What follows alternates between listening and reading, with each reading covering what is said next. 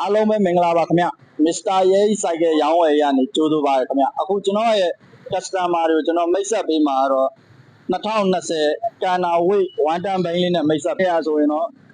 မန်လေး license တက်တန်းလေးကြံအောင်မယ်တော့ဘိန်းစတက်မီလိုက် engine ကိုရမယ်မိကိုဘာညာအတန်ပလန်အကုန်ရှင်းရမယ်ဘိန်းရဲ့အခြေခံပတ်လည်လေးကိုကျွန်တော်ပြသပေးမှာဖြစ်ပါ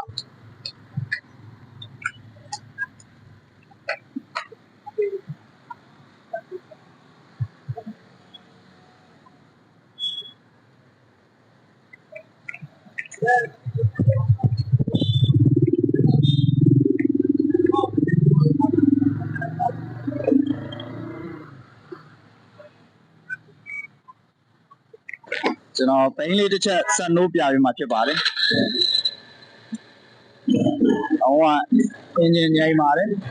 ။ညီကိုတွေပါရှင်းပါတယ်။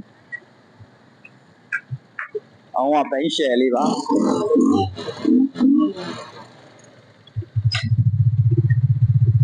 ဈေးနှုန်းလေးကတော့25တောင်းကိုအလျှော့တင်းပပလေးနဲ့ရောင်းချပေးမှာဖြစ်ပါတယ်။ဘိန်းနဲ့ပတ်သက်ပြီးအသေးစိတ်ကိုတော့34လမ်းခွန်လေးခွန်5ကျမစ္စတာရဲစိုက်ကရောင်းဝယ်မှာလာရောက်စုံစမ်းမေးမြန်းနိုင်ပါတယ်အားလုံးကျေးဇူးတင်ပါတယ်